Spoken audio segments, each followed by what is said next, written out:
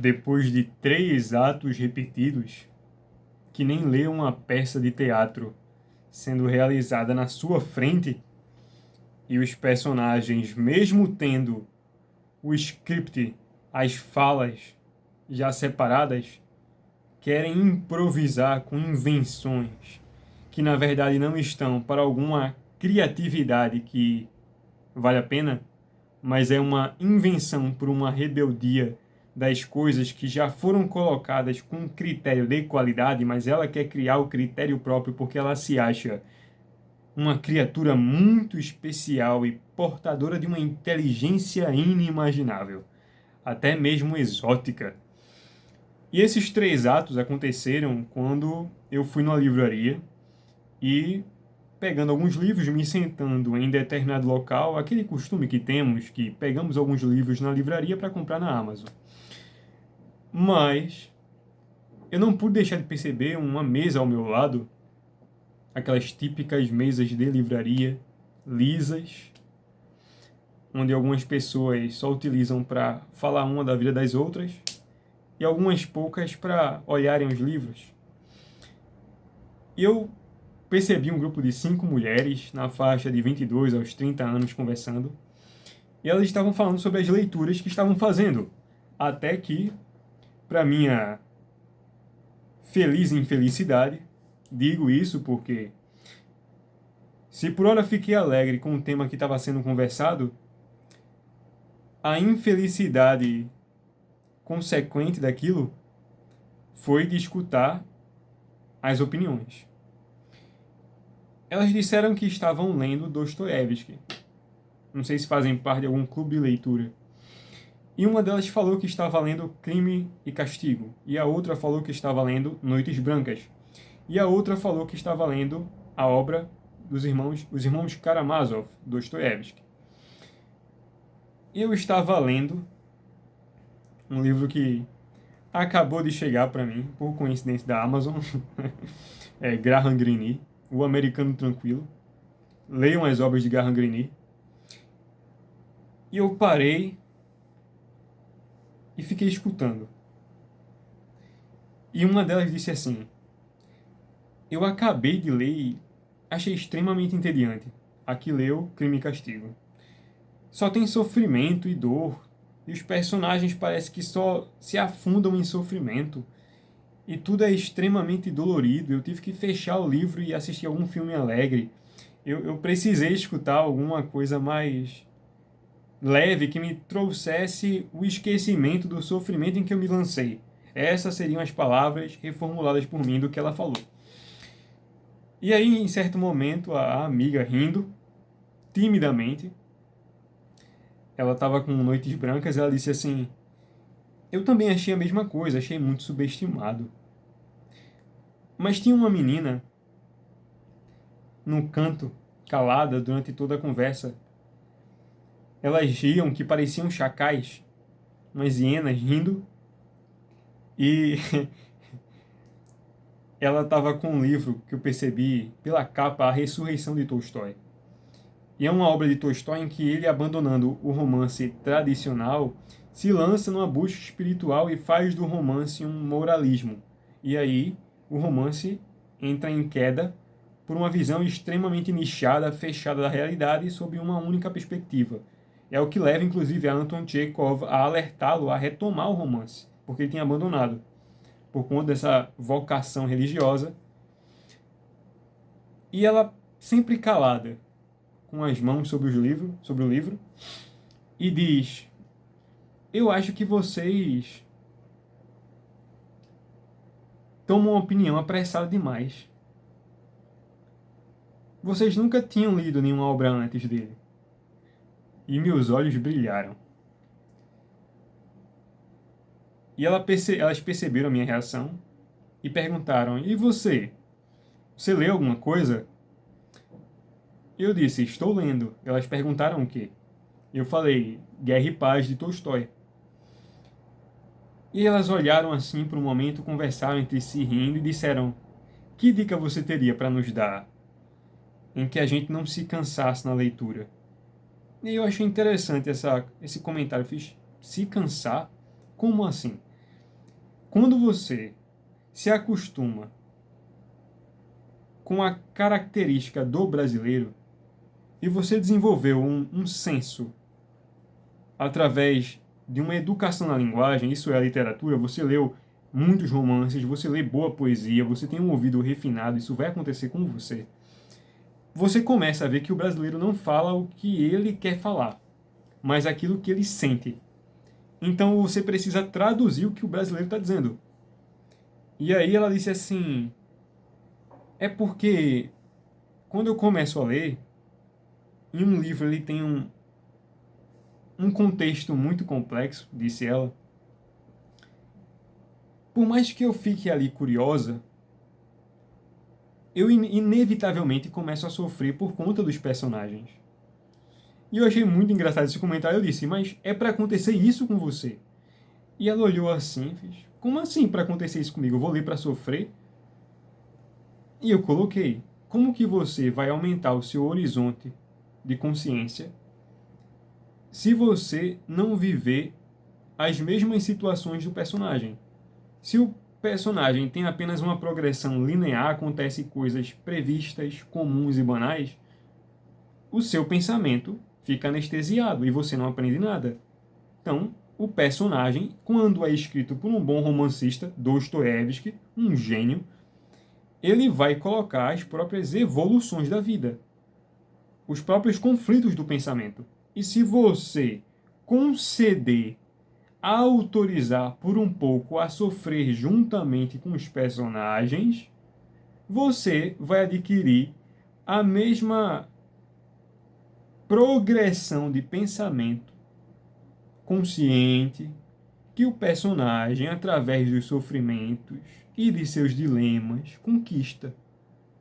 Mas o seu problema é que você tem aversão ao desconforto. E ela olhou assim para mim e disse: a vida já é muito sofrida, né? Eu não quero sofrer tanto quando eu vou ler. Eu quero alguma coisa diferente para passar o tempo. Aí eu perguntei o que é que ela fazia. E eu, pelo jeito das mulheres que estavam na mesa, o jeito que elas falavam, até mesmo eram muito parecidas, ela disse que fazia medicina. E as amigas também. E aí eu entendi tudo. Eu descobri que elas eram da UTI. Elas estavam fazendo a parte que é a especialização, e elas estavam fazendo a parte do estágio, não sei muito bem como funciona, da UTI. E aí elas disseram que elas já lidam com sofrimento constantemente durante o dia. Luto, pessoas em situações extremamente delicadas, que já satura o pensamento de admitir que aquilo ali seja real. Foi o que ela me disse. E que quando ela sai do ambiente do hospital, que ela respira 24 horas de sofrimento, segundo ela, com certeza numa UTI, ela disse, eu quero uma leitura que me traga novos pensamentos, mas que eu não sofra tanto. E eu achei muito subestimado Dostoiévski. Ou seja, pela realidade dela, de ser uma médica e lidar diariamente com sofrimento, ela imaginou que os sofrimentos colocados por Dostoiévski fossem mais do mesmo. Isso foi muito interessante. E eu percebi a incongruência do que ela estava dizendo. Por quê? Quando você está entregue a uma espécie de sofrimento e ele é incansável, constante, não dá trégua, como o caso dos sofrimentos humanos em suas doenças, em seus sofrimentos, em tragédias, ainda mais numa UTI, você começa a direcionar os sofrimentos para aquele único nicho.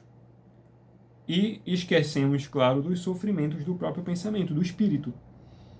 Dos sofrimentos que vão para além do físico. Dos sofrimentos que atormentam as pessoas muito mais que o dilacerar da carne. E depois dessa conversa, passou uns dias, eu vi na rede social um post que disse assim: livros mais subestimados. Comentem. E eu comecei a ler os comentários. Kafka, As Metamorfoses, Crime e Castigo, Dostoiévski, Guerra e Paz, de Tolstói. E eu olhei tudo aquilo e fiz, tem um grande problema com essa lista. Eu comecei a ver o jeito que as pessoas exprimiam suas opiniões. Porque ele pediu comentário e pedia para justificar o porquê que aquela obra é subestimada. E eu passei o feed, eu lembro que eu fiquei uns 10 minutos. Quando eu terminei, vendo mais do mesmo, percebi que, mesmo recentemente tendo sido publicado uma matéria de pesquisa que eu não acredito muito, diz que o brasileiro começou a ler, pode até ser verdade, mas se por hora ele começou a ler, por um tempo muito maior ele não entende nada do que está lendo.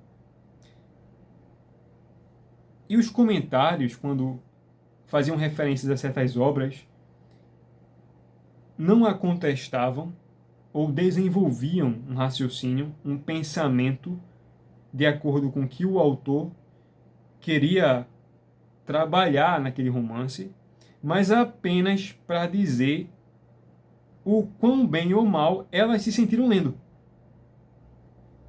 Então, esse é o ponto do cenário atual moderno, é que as pessoas leem os romances muito bem falados, ainda bem, todo mundo tem que ler Dostoiévski. Eu fico feliz quando descubro que as pessoas estão lendo, leia, mesmo que você não entenda nada, leia. Mas é que você precisa conceder a parte de honestidade e de até de abstenção, de castidade em matéria de opinião, em juízo de valor. É impossível você emitir uma opinião sólida sobre qualquer romance se o seu repertório de fundo é pobre, se o seu nível de leitura das outras obras, inclusive do mesmo autor, é pobre, se é a primeira vez que você está lendo uma obra de grande envergadura, se é a primeira vez que você está lendo um romance. E eu quero dar, inclusive, a dica para quem está me assistindo aqui, inclusive para pessoas que já têm um hábito de leitura. E esse termo que eu vejo grande defeito, hábito de leitura, porque de nada adianta ter o hábito de leitura se você tem o hábito de ler porcaria, é de que Graham Greene, um romancista, falou algo muito interessante. Ele disse assim, ele é o escritor do livro O Poder e a Glória, Fim de Caso, Cerne da Questão, O Americano Tranquilo. Um gênio, equiparado a Bernanos, François Mauriac, fala da culpa, um romance extremamente profundo. Ele diz, há bons livros que somente adultos podem ler, porque para compreendê-los é necessário ter experiência de adulto. Mas há bons livros, mas não existem bons livros que somente crianças podem ler. Por quê?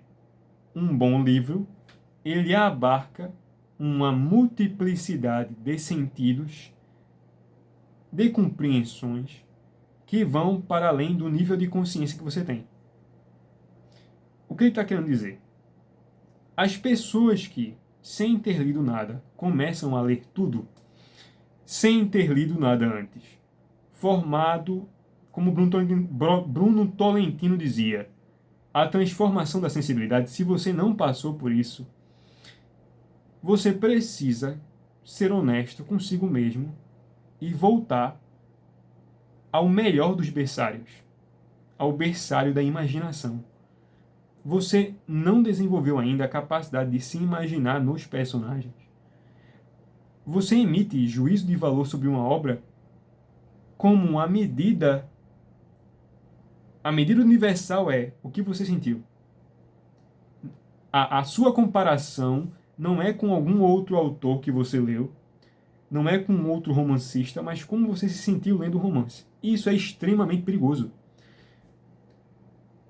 As piores formas de doença, as piores formas de mentira, elas partem desse pressuposto da subjetividade.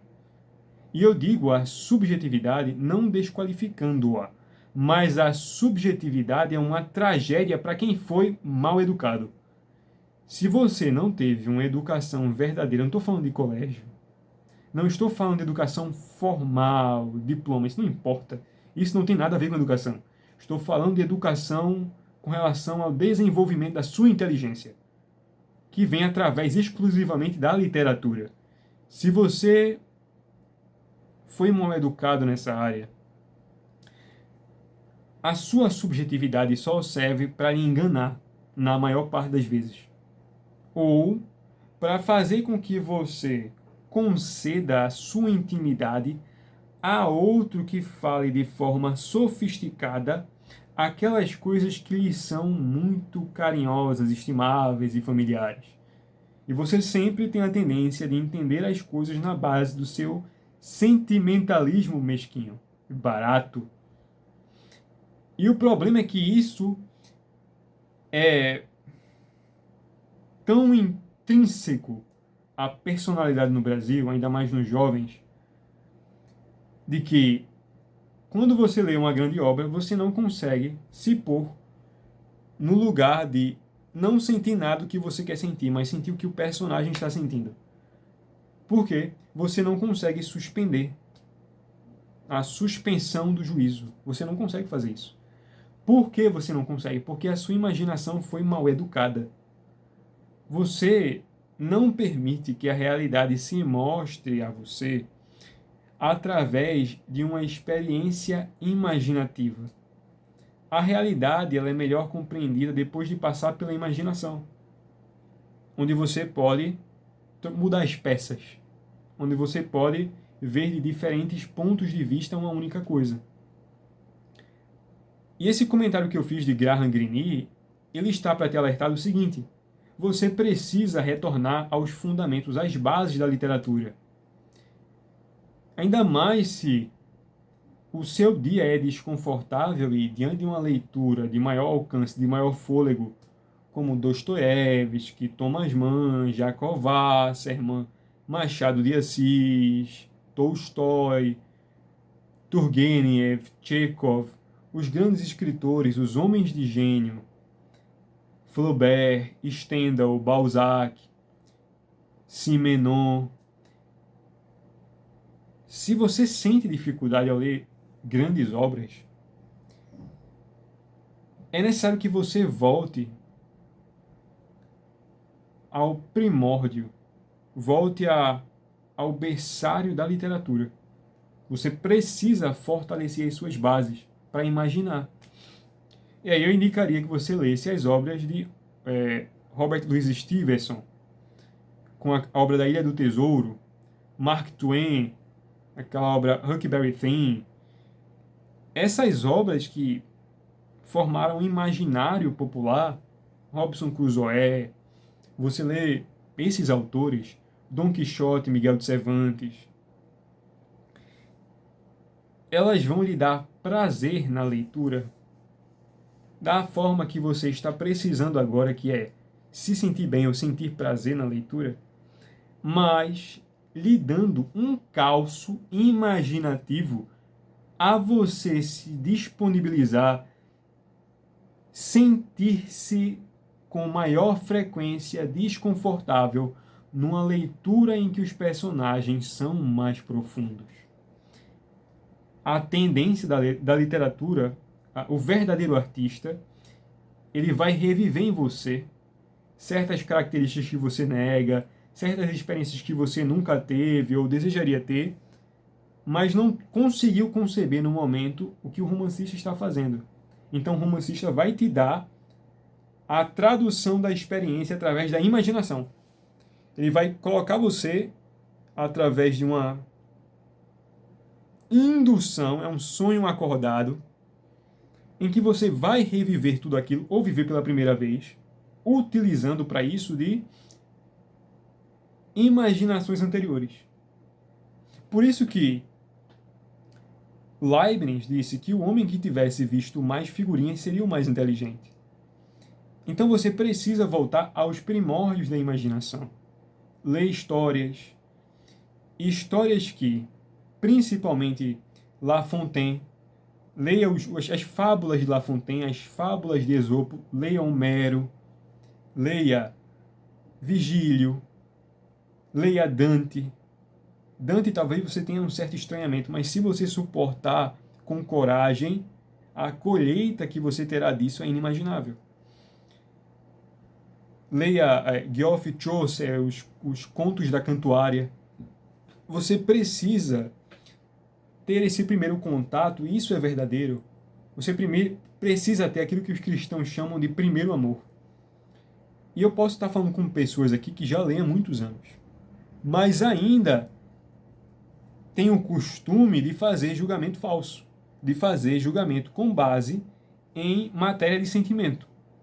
Não consegue avaliar uma obra literária. Para qualquer autor, qualquer escritor, qualquer romancista, antes dele emitir qualquer juízo, ele tem em si um repertório vasto. Um romancista, para emitir uma opinião sólida sobre qualquer outro autor, ele já leu uns 1000 romancistas. Um poeta, para poder observar a obra literária de outro poeta, ele já tem um arcabouço. Como o grande T.S. Eliot, fazendo críticas precisas à publicação. Bruno Tolentino, um gênio brasileiro, poeta que sabia recitar milhares de poetas em sua língua originária. Quando chegou no Brasil e viu a galinhagem, o galinheiro que esse lugar se tornou em publicação de literatura, a porcaria literária sob o nome de poesia, utilizando o nome da poesia para publicar porcaria, Bruno Tolentino viu que se tratava de besteira. Inclusive até aqueles dois vigaristas, que é os irmãos Campos, pegou uma tradução deles em inglês. Meu amigo, você não sabe inglês. Sua tradução é horrível. E é nesse cenário que o homem educado consegue ter a autoridade em aferir a qualidade de uma obra. Por quê? Ele vai estar consciente não somente das suas próprias condições, mas ele vai falar em comparação com um contraste de fundo que é toda a grande literatura. Tem um caso muito interessante para você entender como é perigoso essa questão do sentimento em você aferir o juízo numa obra sem que você tenha capacidade para isso. Em 62, teve o Nobel de Literatura, que o romancista John Steinbeck, que é o que escreveu o Éden, As Vinhas da Ira, e a obra A Pérola. William Faulkner, nesse ano, escreveu um romance que era possível de ver a qualidade, o contraste entre a publicação dele e a publicação de Steinbeck. E o Nobel, nesse ano, ele foi dado não por uma observação da qualidade, mas pelo sentimento. O Steinbeck, em comparação com William Faulkner, é uma criança. Por quê? William Faulkner tinha a prioridade em seus romances de colocar o contraste da realidade, que é a ambiguidade, a complexidade dos personagens. Já Steinbeck, não tirando o crédito do escritor, é um romancista com um bom poder narrativo, escreve muito bem, mas que sua visão ela é exclusivamente social. Por quê? Você tem um cenário na época da Guerra Fria, e naquela época eles estavam querendo favorecer alguém que pudesse retomar a humanidade. E claro que não foi totalmente assim a premiação, mas o próprio Steinbeck confessou que ele não se sentiu mais adequado para ganhar o prêmio. E William Faulkner disse, eu que deveria ter ganhado, e falou certo. Por quê? Os críticos, os falsos juízes que foram dar a premiação, não averiguaram a qualidade atemporal da obra. Não que a obra de Steinbeck não seja temporal, mas é que na própria concepção do romance exige qualidade. Existe a qualidade, existe a hierarquia. A hierarquia existe em tudo na vida, principalmente na arte. E os escritores sabem disso. Os escritores verdadeiros, eles se equiparam e sabem o seu devido lugar. Esse aqui é melhor do que eu, esse aqui está maior do que eu.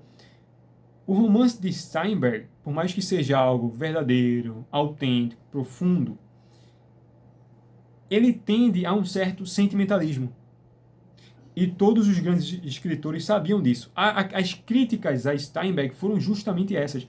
William Faulkner, Carpo, Graham Greene, que eu citei, grandes escritores da época observaram a mesma questão. É um escritor com bom poder narrativo, mas que perde em profundidade porque tende a um sentimentalismo. Ele vai trabalhar a questão das pessoas marginalizadas. E no romance isso é muito perigoso. Emile Zola tentou fazer isso nos seus romances como Germinal, A Besta Humana, Thérèse Racan, O Dinheiro. E, claro, por mais que Zola fosse sincero no seu esforço e é um grande romancista, o seu mundo delimitado é muito pequeno. Por quê? É como se fosse um cientificismo. Já Steinberg, olhando para a questão social apenas da marginalização. Por mais que ele vá tratar ali da questão de uma história de uma família, o modo como é tratado é muito distante do que um romancista, na sua forma mais adequada, faria. Ele colocaria o conflito, o drama de consciência. Ele colocaria o peso da realidade sobre os personagens e não direcionando os personagens através de uma linearidade para expor uma única ideia, marginalização. E por mais que o romance tenha sim os seus méritos, ele perde em qualidade e em hierarquia para um artista maior. Por exemplo, por mais que Emile Zola em certos momentos fosse elogiado por escritores como Joseph Conrad, Henry James, que confessaram muitas vezes a qualidade de suas obras e a honestidade, também fora criticado porque o romance ele é limitado. Ele está ali fechado no cerco, ele está ali conservado para analisar um único pedaço como cientista. E, infelizmente, não deixa aí de recair no erro dos próprios cientistas de enxergarem a realidade em um pedaço solto. Se você olhar para todos os grandes escritores, eles tinham essa mesma devoção à realidade, que é a continuidade dos conflitos, a ambiguidade, a profundidade psicológica, inclusive a própria dimensão espiritual, que é mais difícil ainda de se retratar na literatura. Então, o que eu quero dizer com essas observações é que o sentimentalismo ele pode falsificar a sua experiência, falsificar muitas vezes uma leitura que deveria ser para você até uma transformação íntima, e se transforma em uma aversão da qual você nunca mais vai querer chegar perto do livro, porque o seu sentimento mentiu para você. E como os seus sentimentos estão constantemente mudando, claro, e devem mudar, porque a sua personalidade tende ao atrito, e no atrito à expansão, e na expansão ao conhecimento, e no conhecimento à familiaridade com coisas que não estão muito bem manifestas para outras pessoas, que vai fazer com que você tenha uma visão autêntica da realidade e autêntica das suas leituras. Então você precisa fazer um voto de pobreza em matéria de opinião, como dizia o professor Olavo, até que você tenha uma estrutura de julgar as coisas com maturidade, porque você está só se enganando. E eu vejo isso constantemente. As pessoas, elas opinam sobre algo. Eu entendo que há uma empolgação quando você termina de ler uma obra e você quer compartilhar o que você sentiu, mas na maioria das vezes a primeira opinião que você tem é falsa. Se você tiver paciência e tiver a vontade, a coragem, a honestidade de ler o romance mais umas 2 ou 3 vezes, por exemplo, Crime e Castigo, eu só considero a opinião de alguém depois que leu o romance pelo menos umas 3 vezes. Porque é quando você começa a ler verdadeiramente o romance. Eu não estou dizendo que a sua leitura de início é capenga ou defasada, mas é que o nosso pensamento está suscetível ao engano. Ainda mais se você atribui realidade, atribui veracidade, verossimilhança a algo baseado em seu sentimento. O sentimento, ele aprisiona as pessoas de uma forma tal, no subterrâneo, que elas nem conseguem mais distinguir as coisas.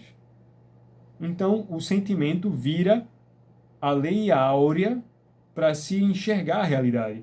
E aqui é onde os problemas começam. Todas as espécies de ditadura, de injustiças começam assim. Então tenha honestidade nas suas leituras e o reconhecimento de que a sua estrutura de leitura ainda é iniciante. Mesmo você tendo passado anos lendo, você pode ter empilhado milhares de livros e ainda assim ser um analfabeto. Porque você sempre lê um livro atrás do outro, um livro atrás do outro, e emitindo opiniões vazias atrás de opiniões vazias. Tenha, sobretudo, paciência em não entender o que foi lido. Você vai entender muito mais se conceder a esse vazio de não entender o que ele merece. E de uma forma muito engraçada, você vai entender muito mais. E numa progressão muito mais honesta e consistente. Portanto, pense nisso.